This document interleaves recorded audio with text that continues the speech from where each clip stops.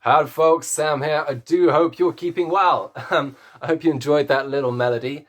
As always, if you like my playing, my lessons, if you just want to help a guy out, do like, share, subscribe, put this in your favorites and whatnot. And if you've got a little cash to spare, feel free to donate something or book me for a lesson, what have you. So that little introduction that I just did for you there obviously sounds very different to the sort of stuff we've been doing so far on the diatonic harmonica. What I was playing there on that introduction was in a minor key, and it's commonly known on the diatonic harmonica as third position. So in this lesson, I'm going to fill in the last of the gaps, and I want to take you way back to lesson 1, when I said we've got 3 chords on the harmonica, 3 chords. We got our major chord, C major harmonica, you've got a C major chord all the way across the instrument. And I told you later on about first position, which is the C major scale.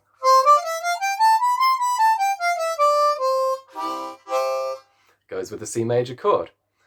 Then for the past few lessons, we've been having a lot of fun with the blues, playing second position, and that was built on the second chord that I taught you in that very first lesson, the G7.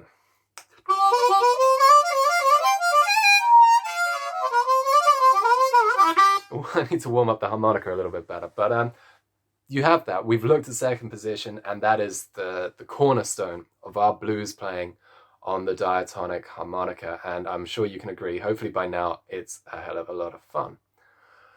But I also showed you the D minor chord in that very first lesson. I showed you the D minor chord, which doesn't sound the nicest or friendliest compared to the other two, but that acts as another base from which we can build a scale upon. And we've talked about straight harp or first position. We've talked about second position or cross harp or blues harp.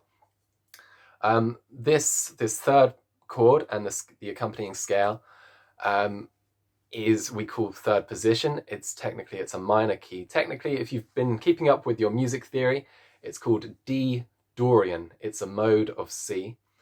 But we can leave out, at this stage, I'm not going to talk about overbending or blow bending or some of the more technical stuff. Don't worry about that stuff at this stage. We'll get to that down the line.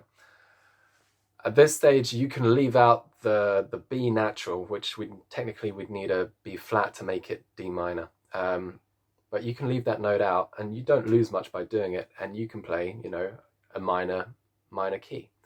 So what are the notes that I'm playing? Well, I'm starting on D, obviously, as I'm sure you can tell, and I'm following the arpeggio up. That's the basis for what we're playing, and that gives you that classic sound. The notes for it are 4 draw, 5 blow, 5 draw, 6 blow, 6 draw. Then we're going to leave out that B, but we're going to go to 7 blow to get the C.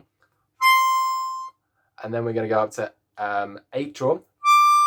Now for the top octave is always very contestated in the diatonic harmonica, and I'll talk about that. I have another lesson planned to talk about that. But everything switches around a bit. So we've got 8 draw to get D, 8 blow to get E, 9 draw to get F, 9 blow to get G, and then 10 draw to get A. And you can play C at the top, but those last 2 notes, they always sound way too shrill for me. You can tame them if you want to, but I'll leave that up to you. Those are the notes that we're playing.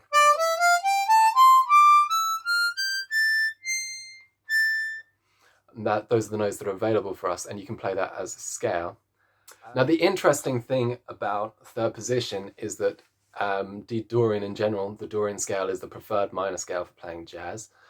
One of them, certainly.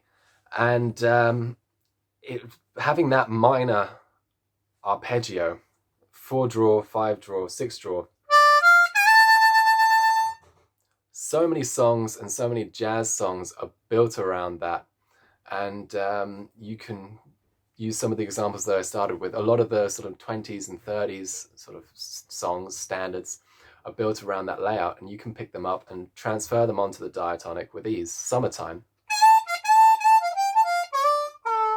what have you. I play Blue Drag. That's just across that arpeggio. Don't mean a thing if it ain't got that swing. Duke Ellington. It's just across that arpeggio.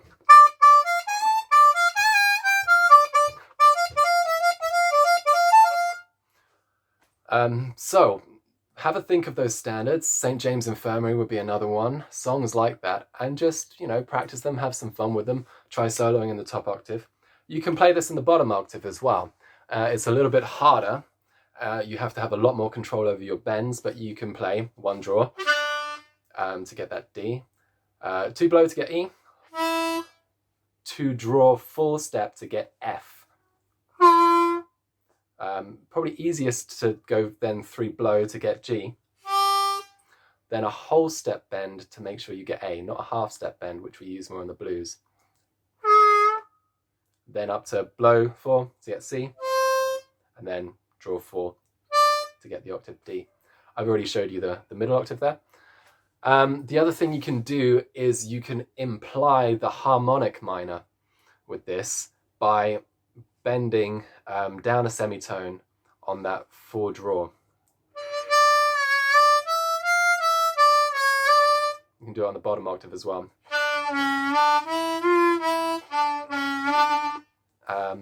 I'll let you guys go away and read about the harmonic minor. I do not have the time to fully explain music theory to you, as I'm always saying. It's not that hard. It just gives you an extra note to make it sound, that sort of almost creepy, medieval, gothic-y harmonic minor sound. But there are chord resolutions that you use it against. I'm not going to teach you Autumn Leaves right now, but yeah, try that. Just try those standards on there. They're so fun to play. And the other thing I was doing at the beginning is sometimes I'm mimicking what a person would be singing. Blue drag, it sure has been dragging me down. Not that I can sing at all, as you can tell, but oh, my feet are up that blue drag. Oh, the rhythm, na na na na na na na na.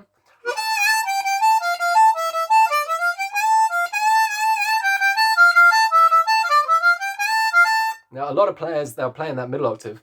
Try just using the 7 blow, that C, to just patch the 2 octaves together on the top of the harmonica.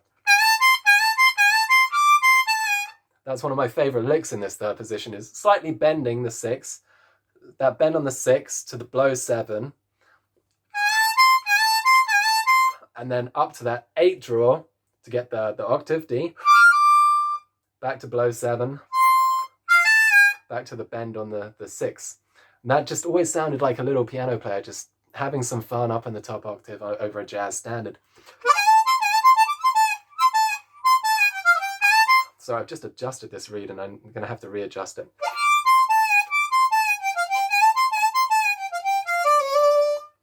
That's me tinkering around with the harmonica and making it worse.